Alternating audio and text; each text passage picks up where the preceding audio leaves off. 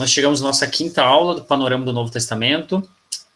Como eu tenho visto que vocês estão sempre aqui presentes, eu estou me propondo aqui até a pular a proposta e o objetivo da aula, porque já está bem claro para a gente até então, né? Mas fica como registro aqui os slides, por conta da gravação e para quem possa vir acessar depois. Às vezes a pessoa pega apenas um ou outro, né? E nosso orar, de fato, aí o Novo Testamento de uma forma panorâmica, dando pelo menos as linhas gerais de cada livro, e com isso abrindo uma frente aí de estudo para quem se interessar em cada um dos livros, né? E aí nós chegamos à nossa quinta aula. Nós temos um bimestre aí de 9 domingos, né? Então é um pouquinho diferente dos demais bimestres da nossa escola bíblica. E nós chegamos à quinta aula agora com 2 Coríntios, Tito, 1º e 2 Timóteo. E novamente naquela proposta da nossa cruz aqui, didática, né, metodológica, de vermos agora, a gente já passou pela Igreja de Cristo, né, a vida de Cristo, a justificação, que foi a última aula. Nossa aula foi uma introdução. Em quinta aula nós temos os ministros de Cristo. Então, todas as coisas que voltadas para o nosso Senhor Jesus Cristo. E se você tem participado, visto as aulas, a mensagem, quer dizer, né, as pregações do Fernando em cima de Lucas, percebe como tem sido importante a gente estudar o nascimento de Jesus Cristo nessas primeiras mensagens e a Terra na forma humana, né. E quando nós falamos de ministros de Cristo, 2 textos me vêm à mente aqui. O primeiro deles, acho que é um dos textos mais conhecidos, talvez, para quem convive no meio eclesiástico, no meio evangélico, no meio do protestantismo, né, de pensar o que Paulo escreveu para Timóteo ali em 1 Timóteo 3:1, né, Timóteo era um jovem pastor, ele fala para Timóteo assim, ó, fiel é a palavra, se alguém aspira ao episcopado, excelente obra almeja. Aspirar à função de bispo, né, o episcopado, que é a expressão que Paulo usa, Paulo fala que é algo muito bom, que é uma obra, quem almeja isso está fazendo algo muito bom. E depois, na sequência, você deve lembrar para os ministros, né, para os bispos. E Tito, que a gente vai ver aqui hoje, que ele é bem paralelo a Timóteo em termos de orientações práticas para os jovens pastores, né? Ele fala lá em Tito 1, 7 e 9, né? Eu dei um destaque aqui dentro do escopo do versículo 7 e versículo 9, porque é indispensável que o bispo seja irrepreensível como dispenseiro de Deus e apegado à palavra fiel. Vamos já dar um pouco da panorâmica aqui, que nós estamos falando sobre os ministros de Cristo, né? Quais são as características que envolve ser um ministro do Senhor Jesus Cristo. E aí, é claro, fica evidente para a gente, já que a gente teve a introdução e falou na parte dos evangelhos e falou na parte de Atos, né, muito fortemente sobre a expansão da igreja, era necessário que se constituísse em cada igreja, né, em cada cidade, pessoas que não só administrassem a igreja no sentido de como uma assembleia de pessoas, né, uma reunião, mas também que ensinassem a palavra de Deus, e ensinassem a palavra de Deus que foi pregada pelos apóstolos, né, então pessoas ali no começo, então você vai ter a figura de Apolo, de Áquila, de Priscila, de Filemon, que a gente viu que ele era um dos líderes da igreja de Colossos, Tito e Timóteo, que nós vamos ver hoje, né, que são também expoentes pela juventude, mas são expoentes na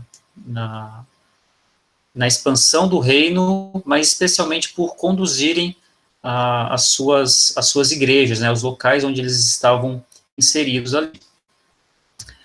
E aí, quando nós olhamos para esses ministros de Cristo, né, que hoje nós damos o nome de pastores, dependendo da igreja que você esteja, né, que você já conheceu, pode dar o nome de presbítero, talvez de ancião, muitas igrejas falam isso, o pastor sênior, o próprio ministro, né, tem ministro de louvor.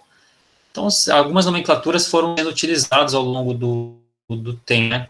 Reverendo, né, acho que a igreja presbiteriana usa muito a expressão de reverendo, mas sempre com a conotação daquele que lidera, aquele que conduz, aquele que expõe a palavra, né?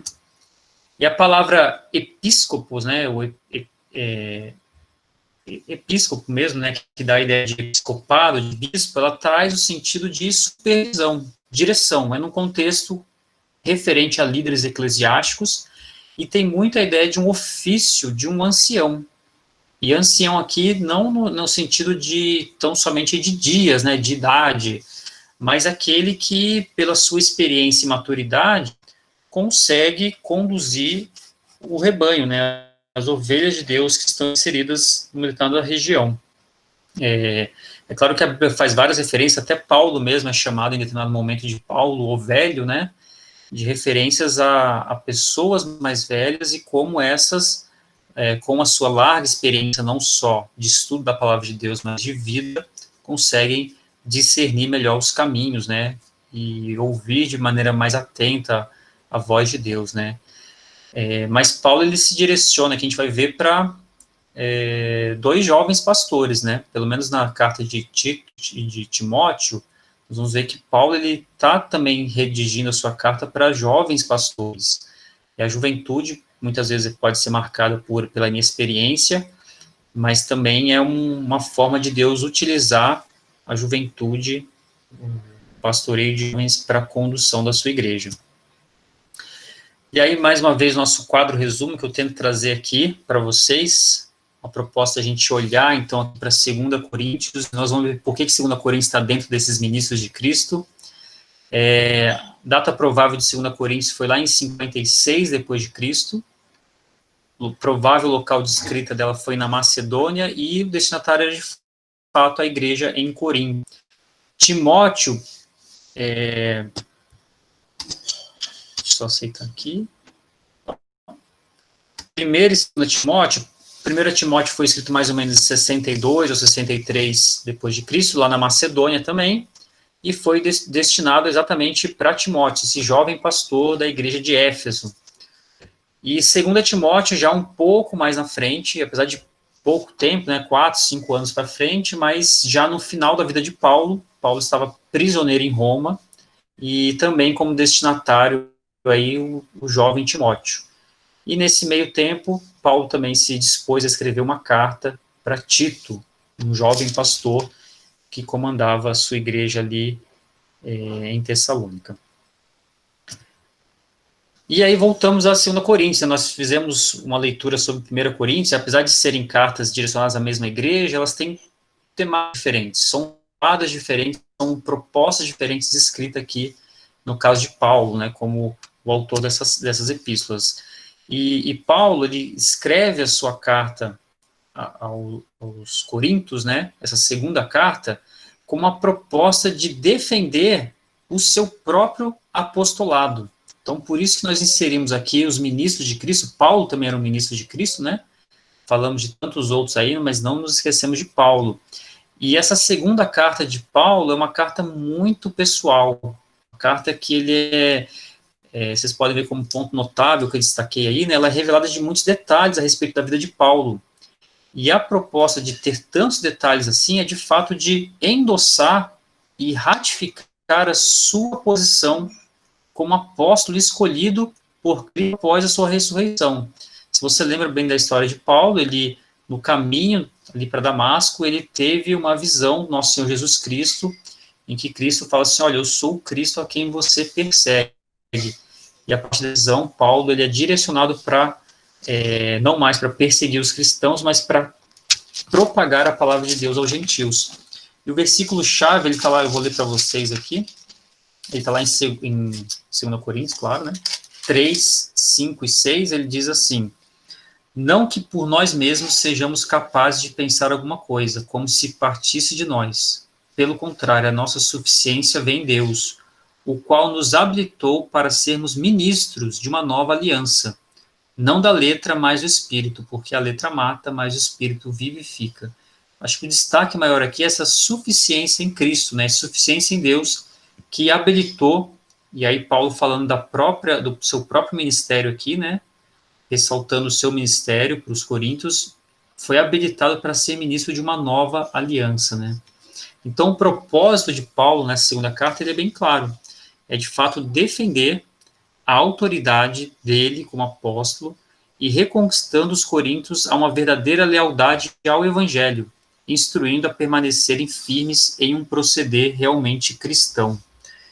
Então, Paulo, ele com muito zelo, né, com muito cuidado, ele escreve sobre o ministério dele, como ele permanece fiel a Deus e fiel à palavra, pregando em todo momento.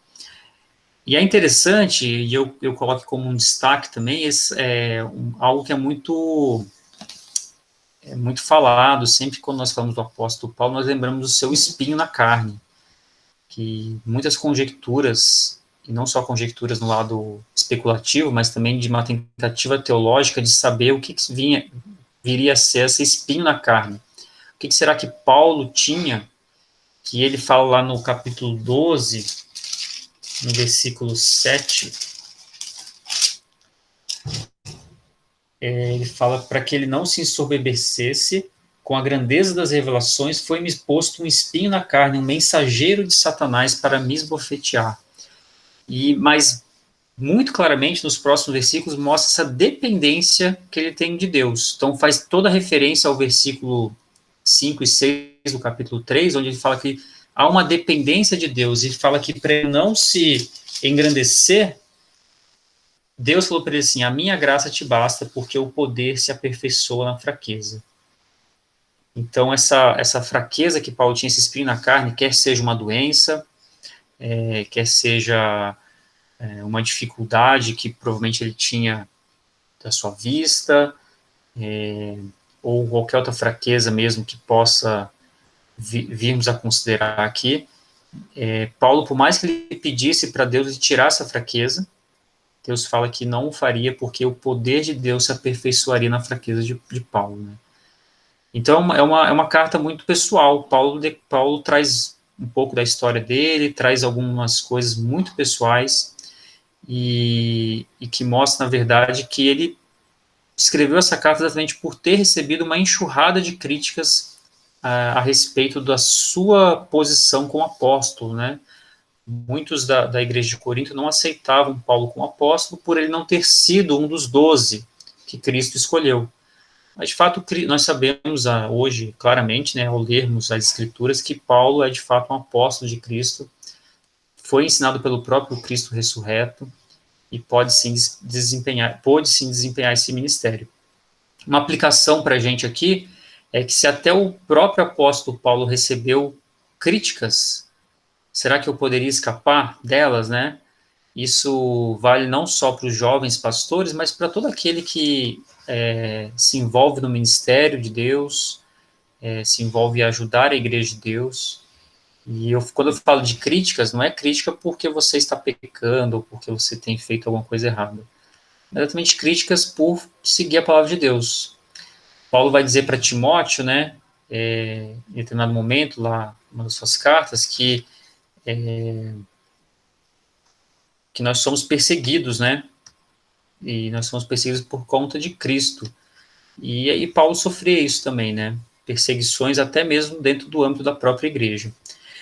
E aí, só para destacar mais um ponto aqui notável, que essa, na verdade, seria uma terceira carta de Paulo aos Coríntios, olha só, né, eu lembro que a gente falou, quando a gente leu Atos, que havia ali dentro do livro de Atos uma carta que foi escrita pela igreja em Jerusalém para as igrejas, né?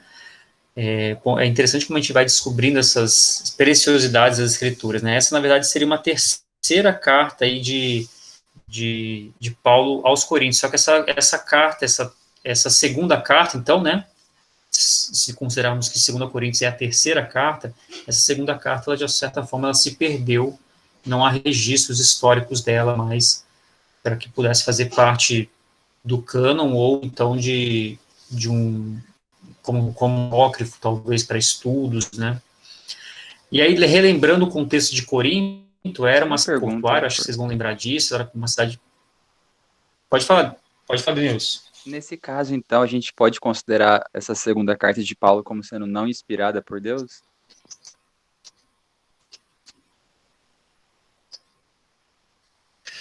Não que não seja não inspirada. É como não há um registro dessa carta, ela não entrou no cano exatamente porque não tem um registro. Quando eu disse apócrifa, até eu falei na minha mesma mente assim, veio assim, poxa, será que é a palavra certa?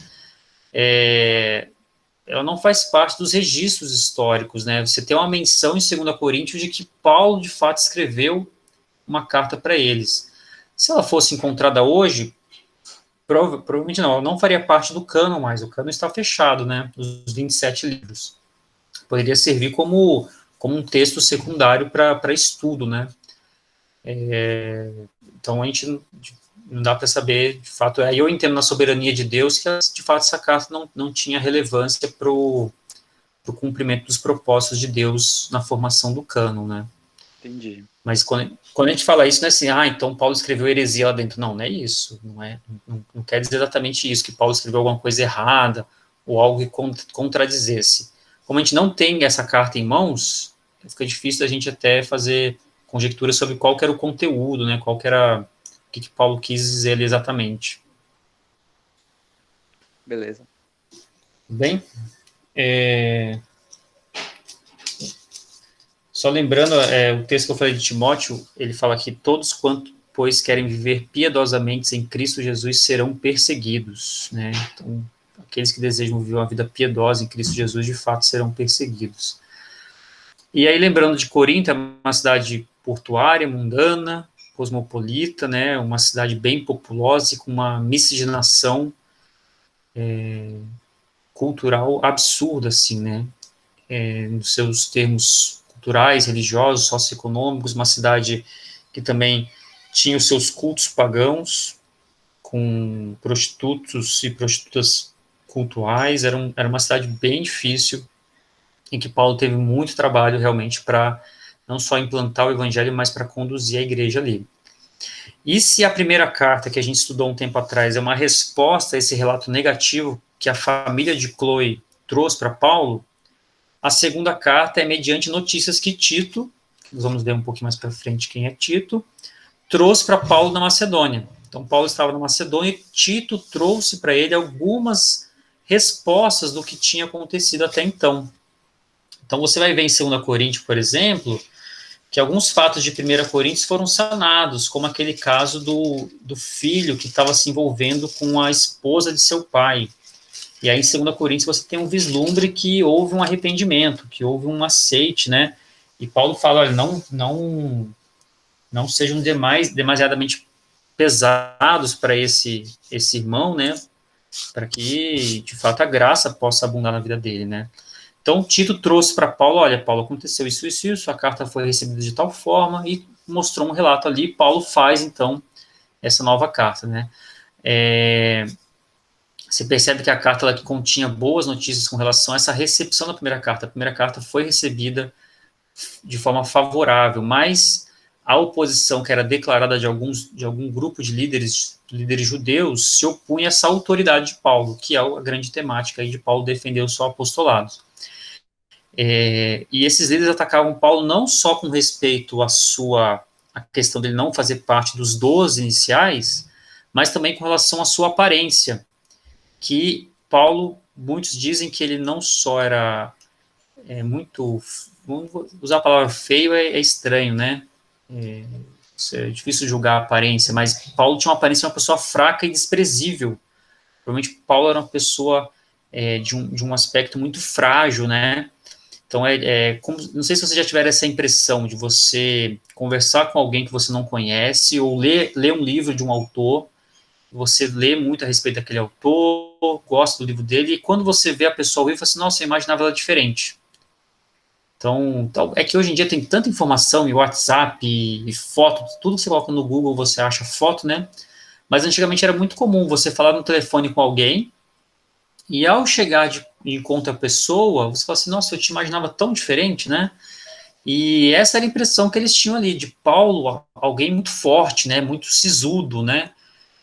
Alguém talvez de uma alta estirpe, né? Ele era líder Antigamente ele era líder dos fariseus, né, ele exercia uma primazia entre os fariseus, e aí quando eles de fato se depararam com Paulo, eles viram uma pessoa fraca, que provavelmente tinha um problema de visão, alguns problemas de saúde, que pode ser esse espinho na carne, e eles desprezavam Paulo por causa disso. Então, eles atacavam Paulo por ele não levar consigo recomendações ou cartas, que era muito comum isso, né? No caso, Pedro e os líderes da igreja, Tiago ali, recomendarem Paulo para suas viagens através de carta, né? E eles atacavam ele por ele não conseguir curar a si mesmo. As histórias de Paulo e até a cura que ele fez daquele homem que caiu lá dormindo, né, na sua pregação, a gente até abordou um determinado momento nas aulas que o livro de Atos mostra para e passo como Pedro e Paulo se equiparam em seus atos, né? E Paulo ele curou também, ele fez curas, exerceu milagres, mas muitos criticavam ele por ele não curar a si mesmo. E aí a resposta é exatamente lá em 2 Coríntios 12, né, que fala que Deus não quer que isso aconteça porque a graça de Deus basta para Paulo, né?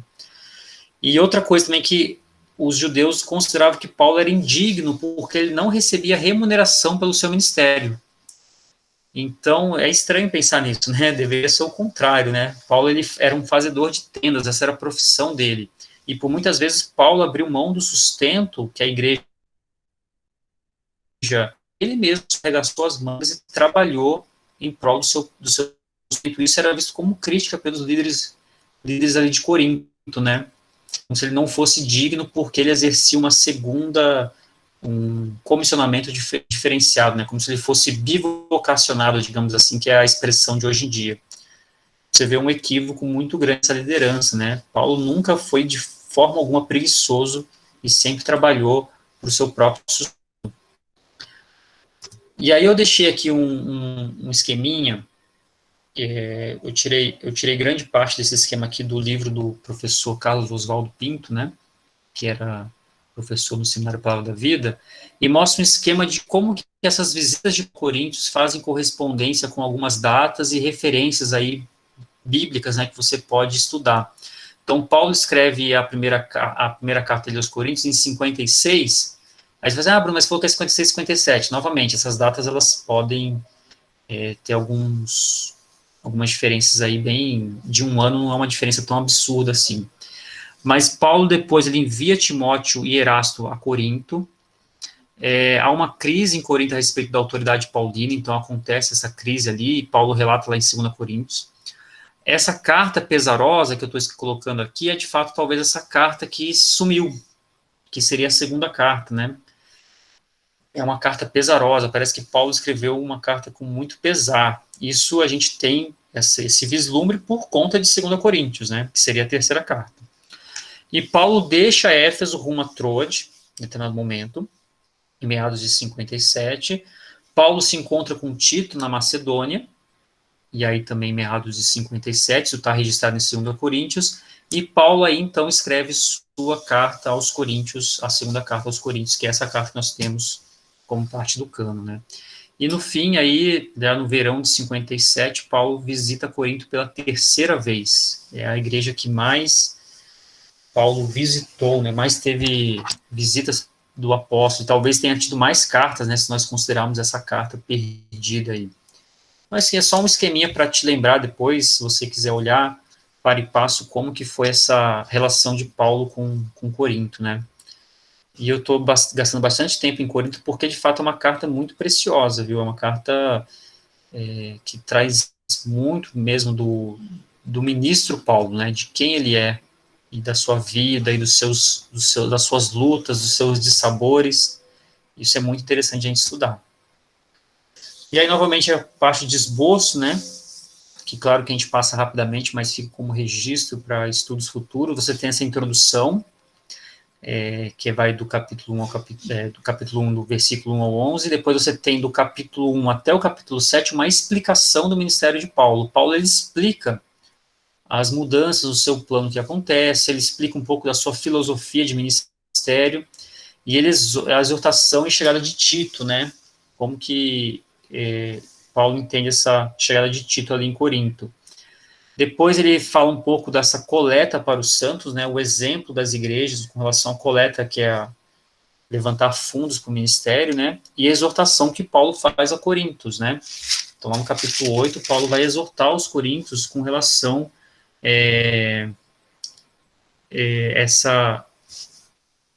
esse mandamento de Deus de fato sustentar a obra, né. E depois, do capítulo 10 até o capítulo 13, ele faz a defesa do seu apostolado. Ele responde a acusações que são feitas com relação a ele. Então, o capítulo 10 é destinado a isso, né? Ele fala assim, né, que ele roga, né, que... como é que ele fala aqui? No versículo 10, versículo 4, porque as armas da nossa milícia não são carnais, e sim poderosas em Deus para destruir fortalezas, anulando em nós sofismas. E depois ele vai falar um pouquinho mais aqui, né?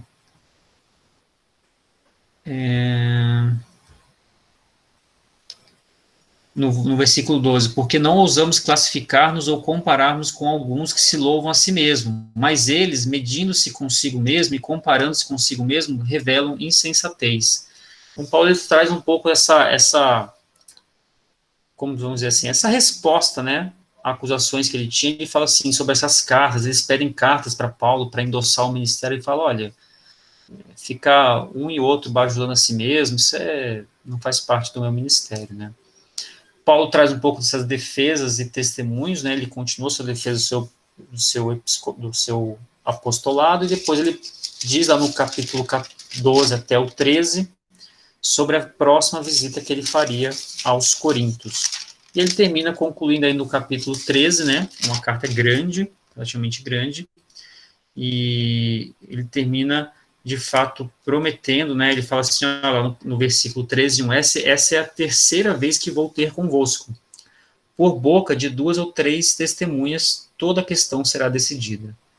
Ele fala assim, ó, a terceira vez que eu vou estar com vocês. E termina ali, ele dá o seu relato final, saudações finais e a bênção que é muito comum nas suas epístolas. Tudo bem? 2 Coríntios é intenso, né? E, de fato, a gente tem que lembrar sempre disso, aí da defesa do apostolado paulino. E aí eu queria já ir para Timóteo, nós vamos ver primeiro e 2 Timóteo aqui, né? Então, essa é a foto do WhatsApp do Timóteo, né? Se você adicionar ele nas suas redes sociais, você vai aparecer essa foto, assim, Timóteo. Timóteo é jovem pastor, nós vamos ver um pouquinho sobre isso, e Paulo escreve essa primeira carta a Timóteo, que é conhecida como 1 Timóteo, e tem como versículos-chave exatamente aquele que eu falei para vocês, né? Sim, almeja episcopado, excelente obra almeja. E também eu deixo aqui o versículo 15 como um versículo-chave, que é para que, se eu tardar, fique ciente de como se deve proceder na casa de Deus, que é a igreja do Deus vivo, coluna e baluarte da verdade. O que é para que, se eu tardar, né? Ele fala assim, ó, escrevo-te essas coisas esperando ver você em breve. Mas, se eu tardar e não te ver, eu estou escrevendo para que você saiba como proceder como ministro de Cristo dentro da igreja de Deus. Então, a frase-chave é, de fato, o bom proceder do ministro de Deus.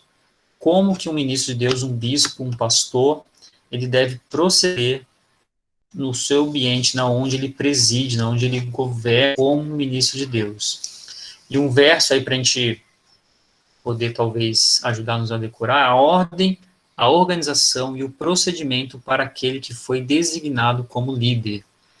Então, como que ele tem que exercer o seu pastoreio, né? O propósito é exatamente esse, capacitar Timóteo. Isso nos serve para o dia de hoje, para os pastores, né? Mas inicialmente é capacitar Timóteo a fornecer uma orientação eficaz para a igreja em Éfeso, de modo que sua conduta seja coerente com o seu caráter. Então, a preocupação de Paulo para que os ministros tivessem, de fato, uma coerência no seu proceder. Então, quando nós falamos de Éfeso aqui, de fato, Timóteo ele é dado como o primeiro pastor em Éfeso, né, primeiro bispo, aquele que exerce o ministério na cidade de Éfeso, novamente nesse ambiente de igrejas em casas, né, não era um templo e tudo mais. E Paulo, ele deixou Timóteo em Éfeso e ele precisava ensiná-lo, encorajá-lo para cumprir suas responsabilidades, né? Imagina a dificuldade de um jovem pastor, em, de fato, a sua missão, em como proceder e como o que fazer e todas as dificuldades. Se hoje, com toda a tecnologia, todo o estudo da palavra e o cânon preparado, os pastores têm dificuldade, imagina naquele tempo, né? Um ponto notável aqui da epístola de 1 Timóteo é que ela é bem similar à de Tito, muito similar mesmo, assim, na ideia de instruir um jovem pastor. E sim, até queria ler para vocês. 1 Timóteo 5,18 vai falar assim, né? Pois a Escritura declara, não amordaçes o boi quando pisa o trigo, e ainda o trabalhador é digno do seu salário. Esse texto, ele está em Lucas 10:7. Então é bem interessante notar que Paulo ele escreve uma carta para Timóteo e ele faz referência a um texto de Lucas. Nós sabemos que Lucas era companheiro de Paulo em parte de suas viagens, talvez na parte final das suas viagens missionárias. Lucas é o escritor do livro do Evangelho de Lucas e do texto de Atos. E Paulo referencia aqui Lucas como texto, como escritura sagrada, ao escrever para Timóteo um texto que está lá em Lucas 10:7, né? Então, se você abrir a sua Bíblia lá em Lucas 10:7, então eu destaquei como isso um ponto interessante para a gente ver, né? Fala lá, né, Lucas 10:7, permanecer na mesma casa, comendo e bebendo do que eles tiverem, porque digno é o trabalho do seu salário. Não andeis a mudar de casa em casa, digno é o trabalhador do seu salário. Então, Paulo ele usa aqui uma referência a Lucas, né? Isso é bem interessante, assim como Pedro, a gente vai ver isso mais para frente, referencia Paulo como sendo Paulo as cartas de Paulo como parte das Sagradas Escrituras. Isso é muito interessante. E uma aplicação aqui que nós podemos tirar dessa carta é, de fato, que o líder da igreja ele deve ser irrepreensível. Então, as qualificações pastorais, será que elas se aplicam a todos os membros? Isso é uma pergunta interessante. Não sei se vocês querem falar um pouquinho sobre isso, né? Querem responder aí.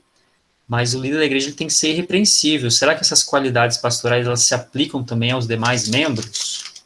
Alguém quer dar uma resposta aí? Quer falar um pouquinho ou não?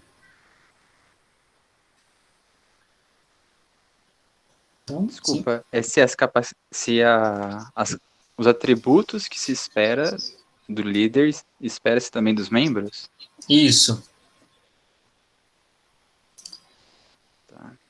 Porque essa lista de atributos, né, que é esperado de um líder, está lá em Timóteo 1 Timóteo 3, a partir do versículo 2. É necessário que o bispo seja irrepreensível, esposo de uma só mulher, temperante, sóbrio, modesto, hospitaleiro, apto a ensinar, não dado ao vinho, não violento, cordato, inimigo de contendas, não avarento, que governe bem a sua própria casa, criando filhos sob disciplina, com todo respeito, que não seja neófito, né? Neófito é recém-convertido, né? Inexperiente na palavra de Deus, né? Que ele tenha bons testemunhos com os de fora. Então, a pergunta que nós fazemos, né? Será que essa carta, será que essa lista esses itens, né? Essa lista é só para os pastores ou para todo aquele que de fato trabalha no ministério? Pode falar, Denilson. É que tem algumas características aqui que são bem básicas que a gente vê a Bíblia exigindo da gente, né? Sobre sendo Sim, marido de uma só mulher, por exemplo, isso não é algo somente da liderança. Existem algumas coisas aqui, por exemplo, quando fala de não ser neófito, isso aqui a gente sabe que é específico para a liderança, mas algumas outras coisas, como não dado ao vinho, sabemos que já são princípios de qualquer pessoa que seja cristã.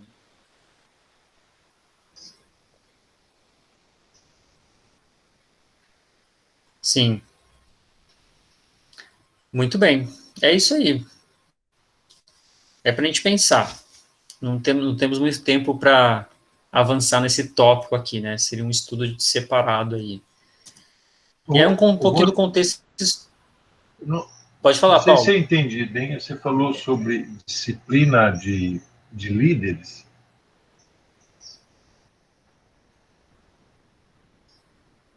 É Não, isso? não disciplina. Não cheguei na questão se o líder, se a lista do que Paulo coloca para Timóteo, se ela pode ser seguida, se ela deve ser seguida pelos demais membros da igreja, entendeu? Isso aí eu não tenho dúvida, viu? Eu acho que o padrão de santidade de Deus é válido para o líder e para o corpo todo, né? E além do mais, todo mundo exerce, em certo nível, um papel de liderança, né? Seja dentro da sua casa, como pai de família, seja conversando com novos convertidos. Sem dúvida, sem dúvida. Assim como o líder ele é padrão para o rebanho, nós, de alguma maneira, assim, o nosso testemunho, né, de vida, seja em casa, no trabalho, em qualquer lugar, né? Então, ele escreve aí para líderes, mas eu vejo aplicação para os membros do corpo também. Sim. Ela é uma pergunta que eu fiz aqui quase que retórica, vamos dizer, não sei se existe essa possibilidade de ser quase retórica, né? Mas ela ajuda a gente a pensar um pouquinho também, né? O peso que a gente, às vezes, dá para o líder em termos da sua conduta, na sua ética, né? E achamos que isso não se aplica aos demais membros, né? Isso de forma alguma, há uma coerência nisso, né? Nós temos que ser éticos e ter essa lista, de fato, se aplicar a todos nós, né? Agora, claro que a gente, assim, na prática, às vezes, né, um líder que cai por alguma razão, algum pecado, às vezes o estrago é muito grande, né? Sim. Porque, primeiro que ele perde, pelo menos, até... Eu já vi casos, inclusive, na nossa igreja. Ele perde a autoridade, né, de ensino, porque se ele se envolve, e até ele... Eu tinha até entendido em 1 Timóteo 5 que você não deve aceitar denúncia contra o presbítero se não for 2 ou 3 testemunhas, né? Uhum. E ele tem que ser repreendido publicamente, porque o cargo dele, né, a liderança, né, então... Mas, assim, o que é válido para eles é válido para nós também. Lucas 12:48 fala, né? Mas aquele que não conhece e pratica essas coisas merecedoras de castigo receberá poucos açoites. A quem muito foi dado, muito será exigido. E a quem muito foi confiado, muito será pedido. De forma que os princípios que a gente tem em 1 Timóteo 3, espera-se de todo mundo, mas aqueles que têm um papel cada vez maior na sua liderança, de fato seja cobrado com uma veemência bem maior. Sim, com certeza. Muito bom. Foi boa, a provocação foi boa aí, gostei de ouvir vocês falarem aí. E aí, só dando um pouquinho do contexto histórico, que aí serve tanto para 1 Timóteo quanto para 2 Timóteo, Timóteo era originário de Listra, na Galácia. Ele era filho de pai grego e de mãe judia.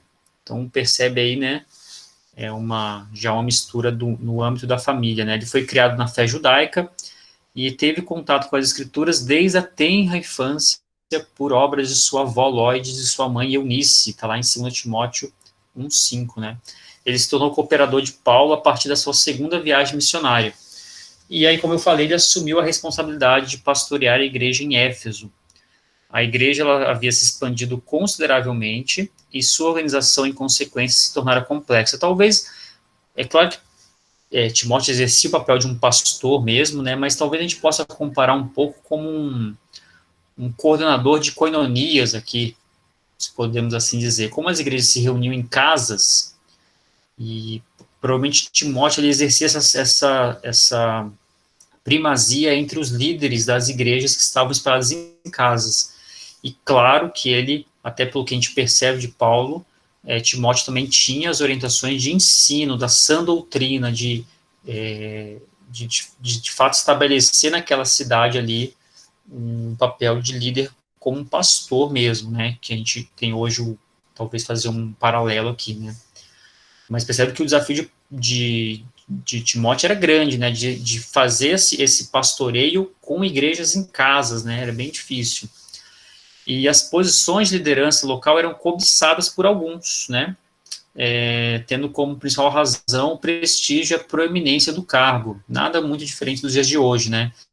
Então, talvez os líderes das casas queriam esse cargo por ser proeminente e, de fato, talvez exercer alguma primazia sobre os demais e ter uma posição destacada na sociedade, né. Então, é por isso que Paulo ele é tão incisivo com Timóteo com relação à sua ética e à sua conduta. E é uma carta, novamente, bem pessoal, né, ele escreve para um cooperador e um discípulo muito amado, talvez seja um discípulo que Paulo tenha tido maior afinidade aí, quem de fato dedicou não só 2 cartas, mas como grande parte da sua vida a ensinar Timóteo, né. E aí eu deixei aqui... E por outro, pode falar, Paulo. E Timóteo, assim, ele gozava de uma posição junto a Paulo Pode falar. de extrema confiança. Em Filipenses, lá em Filipenses 2, capítulo 19, versículo 19, 20, ele diz: espero, porém, no Senhor Jesus mandar-vos Timóteo o mais breve possível, a fim de que eu me sinta animado também, tendo conhecimento da vossa situação. Porque a ninguém tenho de igual sentimento que, sinceramente, cuide dos vossos interesses. Então, Timóteo, assim, ele tinha por parte de Paulo, né, assim, total confiança, né? Você vê, para ele falar que ele não tinha de igual sentimento que, sinceramente, cuidava dos interesses, lá no caso acho que ele está falando aqui dos filipenses, né? Então, era alguém Sim. realmente que Paulo deve ter investido tanto, né?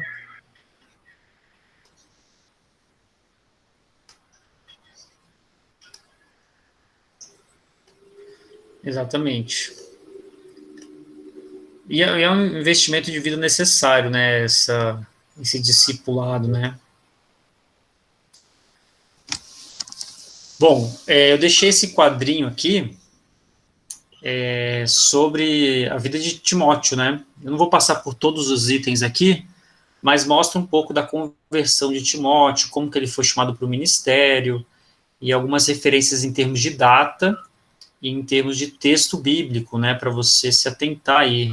Então, tem as viagens que Timóteo fez, o tempo que ele esteve com Paulo, né, e também, Timóteo também chegou a ser aprisionado,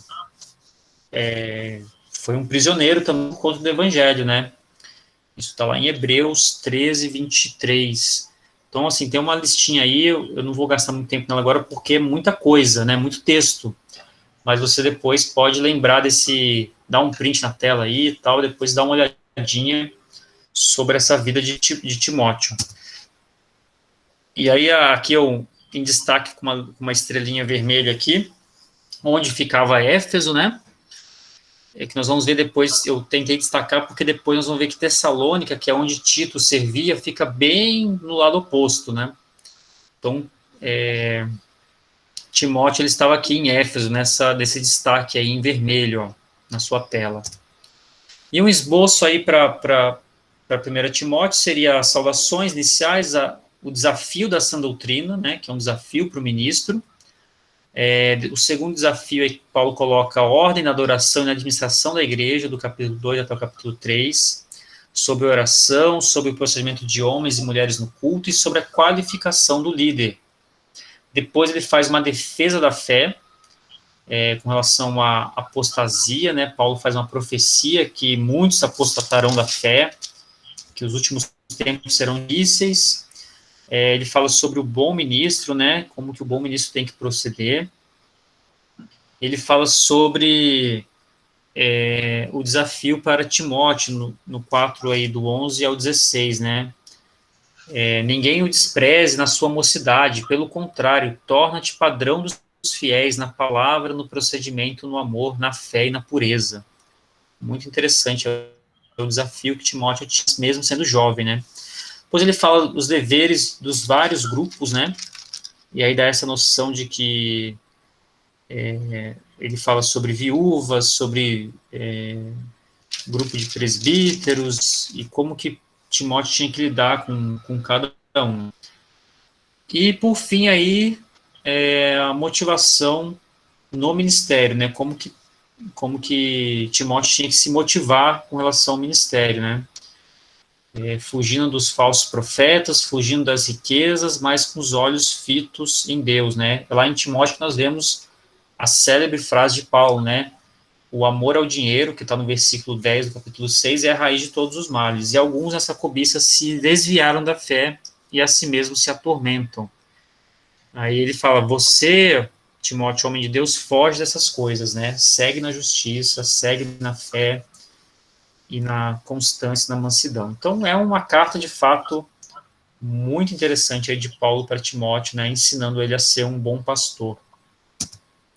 E segundo Timóteo, rapidamente aqui, Paulo já escreve para Timóteo numa prisão em Roma, ele estava prisioneiro.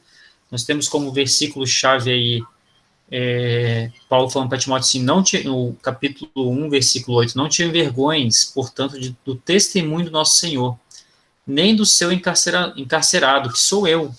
Pelo contrário, participa comigo dos sofrimentos a favor do Evangelho, segundo o poder de Deus. Então, essa frase, esse versículo marca muito a despedida de Paulo, né, do seu amigo Timóteo, né, e é uma proclamação, uma carta que proclama, que demonstra a proclamação e a defesa até o fim da vida.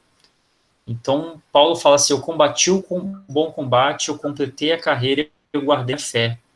Então, eu já estou sendo dado como libação, já é o fim da minha vida, mas eu combati o bom combate. Então, o propósito dessa carta é, de fato, motivar Timóteo a assumir a sua parte do ministério paulino, né? Suportando as provas do ministério com perseverança e pureza, assim como Paulo mesmo em cadeia, né? Então, aqui eu destaco a prisão, né? É uma das cartas da prisão, que nós falamos em já outros momentos, nesse momento final da vida, na vida de Paulo, que é o momento final dele. Um ponto notável aí é o período que ocorreu, provavelmente, um grande incêndio em Roma, e Nero culpou os cristãos. Então, provavelmente, era um momento ali muito turbulento, né? Paulo não estava preso à toa, vamos dizer assim, era um momento de turbulência na questão da igreja, e como Paulo sofreu ali, né, juntamente com outros cristãos. Paulo ainda foi preso, né, teve uma prisão num cárcere ali, provavelmente uma casa, mas muitos cristãos foram perseguidos e mortos por Nero, que os culpou de colocar fogo em Roma. Uma aplicação aqui para essa carta, a última carta de Paulo, né, para Timóteo, ele fala assim, olha, será que eu tenho encorajado os cristãos mais novos a permanecerem firmes na fé? Então, eu como um cristão, talvez há mais tempo nessa batalha e vendo tantas coisas, será que eu tenho encorajado os mais novos a permanecerem firmes na fé? E aí eu vou fazer aqui uma menção, e não é porque ele está aqui não, mas desde que eu me conheço na igreja, na IBCU, que hoje nós chamamos de Fonte, eu sempre vejo Paulo, Bert, e eu sempre tenho o privilégio de, quando eu dou aula, ele tá perto, assim. E é um encorajamento para mim. Eu sempre falo para a Marina, minha esposa, né, que conhece o Paulo há mais tempo, né, falo, olha que privilégio ter o Paulo, né, ele participa das aulas, ele sabe muito mais do que eu, né, tem muito mais experiência, sabe os livros de cor, a Bíblia de cor, os textos que eu nem lembro que tem, ele sabe que tem. Menos, Boiroto, menos do que eu gostaria, viu? E ele sempre me encoraja, assim, é um encorajamento, né? Isso é muito bom. E tem outras pessoas que também são exemplos para mim dentro da igreja, né? E aí eu vejo aqui vocês aqui, o Adenilson, o Eduardo, a Andréia, né? A gente está aqui participando, que isso sirva de inspiração, que nós possamos ter esse sentimento de Paulo, né? De encorajar os mais novos. É uma geração que surge agora em que eles vão ser atacados constantemente pela sua fé em Cristo. seja pela vergonha, por muito do que o movimento evangélico acaba trazendo, seja por ataques, como nós temos visto na mídia, em tantos lugares, né, que possamos ser para eles um baluarte, né, alguém que, olha, vai firme, né, combate o bom combate, fica firme na fé, na pureza até o fim da sua vida, né. Então, eu me inspiro muito na vida do Paulo, na vida do pastor Fábio, por exemplo, que é um homem também muito temente a Deus, e tantos outros da igreja ali que você percebe que já viveram coisas na vida e fala, cara, calma, vamos lá, vamos embora, e é assim mesmo, é confiança em Deus até o fim da vida. Amém, André, amém mesmo. Nós temos que nos pautar nessas pessoas que admiramos pela sua fé em Cristo, né? Aí um contexto de 2 Timóteo, Paulo ele estava ali nos últimos dias, já falei isso, né? É uma carta com muita emoção, muitos desafios, memórias. Paulo ele mostra ele todo o seu coração, né? Ele derrama o seu coração para Timóteo, né? Ele fala muito sobre a questão do discipulado, né? Para transmitir para homens fiéis que transmitam para outros homens fiéis, né? Isso é muito interessante. E Paulo, mesmo preso, ele trabalhava no envio de missionários. Ele provavelmente preso, estando preso, ele enviou Crescente para a Galáxia, não para a galáxia, né? Para a Galácia. Não coloca o X aí não, senão o Crescente morreu lá na Galáxia. Tito para Dalmácia e Tíquico para Éfeso. Então, Paulo ele trabalhava ainda mesmo preso, né? Tem uma pitada profética aqui com relação aos últimos dias, quando Paulo antecipa as dificuldades a serem enfrentadas pela igreja, lá no 4:3, né? Ele fala, ó, pois haverá o tempo em que não suportarão a sã doutrina, pelo contrário, cercar-se-ão de mestres, segundo as suas próprias cobiças, como que sentindo uma coceira no ouvido, né? Parece que a doutrina falsa, ela gera um comichão no ouvido, o povo gosta disso, né? E a sã doutrina mesmo, as pessoas rejeitam, né? Então, tem uma pitada profética de Paulo aqui, que eu vejo se cumprindo muito, não que eu acho que nós sejamos a igreja da história, como muitos gostam de crer, que nós somos a última igreja, né? O último tempo, mas eu acho que grande parte dessa profecia paulina, ela se vê nos nossos dias, né? As pessoas gostam, né, de ouvir doutrinas falsas, parece que há uma paixão do ser humano em se inclinar para aquilo que não é de Deus, que não é divino, né? E o nível de dedicação e comprometimento do ministro Timóteo deveria ser comparável de um soldado, né? É um compromisso de vida, de um atleta, é uma disciplina para vencer, e de um lavrador, visando o trabalho futuro. Paulo coloca essa proposta aqui, esse exemplo, né? Essa forma didática de lidar com Timóteo. Olha, trabalhe como um soldado, seja como um atleta, e como um verdadeiro lavrador, né, um ambiente rural ali, de você pensar nos frutos futuros. Há uma proposta de esboço aqui, rapidamente, saudação, agradecimento, desafios ao serviço fiel, essa apostasia que Paulo vai dizer, que na proclamação da palavra, e as últimas palavras de Paulo, né, a esperança ainda na morte, e como estava a situação dele na prisão. E aí eu quero fechar com Tito rapidamente, para não passar do nosso tempo.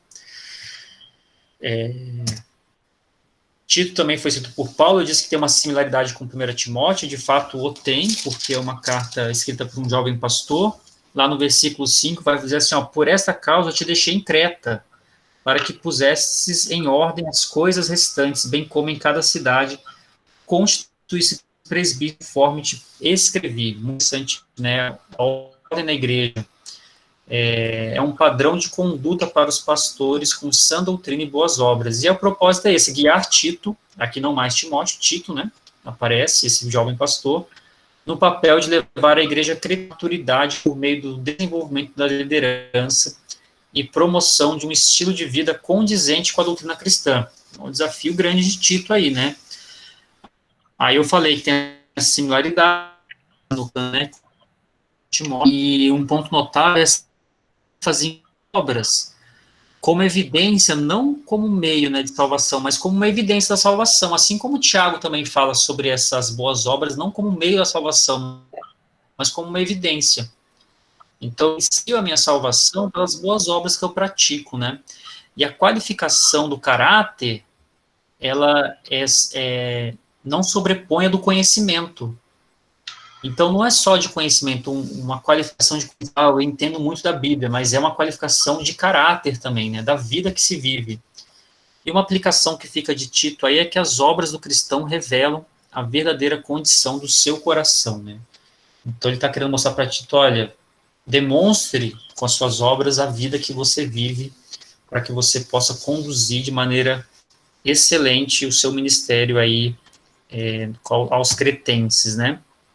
Tito é um cristão jovem, ele provavelmente é originário da Antioquia e era um companheiro de Paulo. Alguns, e aí eu deixei com uma perguntinha aqui, porque eu não encontrei uma referência muito clara com relação a isso, então eu fico com medo de falar, mas eu só vou dar como talvez uma curiosidade aqui. Provavelmente ele fosse um irmão de Lucas. Como o autor que eu li, eu fiquei na dúvida se ele estava falando sério ou não, eu coloquei com uma perguntinha aqui. Depois, posteriormente, eu vou ler um pouco mais sobre isso. Mas o envio a Creta foi precedido de uma experiência de sucesso reconciliando a igreja em Corinto. Paulo deixa Tito em Creta para cuidar do crescimento da igreja. E havia uma perturbação na igreja ali de Creta, com tendências culturais dos judaizantes, né, de forma imoral e gananciosa. Paulo ele instruiu Tito a agir junto a um grupo específico de pessoas, homens, mulheres, idosos e jovens, né? Até o Abdênego, salvo engano, o Abdênego tem um livro sobre Tito, sobre juventude, bem interessante. Eu acho que é o Abdênego mesmo. Eu tenho aqui em casa, mas eu acho que é o Abdênego. E para que eles agissem de forma digna a sua fé. Então, aqui, essa região de Creta seria... Será que eu acertei o meu... Acho que sim. Essa seria essa região aqui. Eu acho que eu errei o mapa, viu, gente? Depois eu vou conferir aqui. Então, se você está ouvindo a gravação depois, despreza esse mapa aqui, que depois eu vou ver o que é a região de Creta. Eu acho que eu coloquei o mapa errado. E aí, um esboço rapidinho. Tito é uma carta curtíssima, se fosse considerar com relação são só 3 capítulos, né? Mas você tem as saudações, as qualificações dos presbíteros, quem são seus inimigos, a sã doutrina, os membros da igreja, né, homens, idosos, mulheres piedosas, jovens, moços, os servos, e tem um resumo aqui da sã doutrina, da graça e das boas obras. E aí a submissão às autoridades, a partir do capítulo 3, que é o último capítulo, né, a sã doutrina e a salvação, e a sã doutrina e a disciplina. E por fim, Paulo conclui a sua carta. É isso, gente.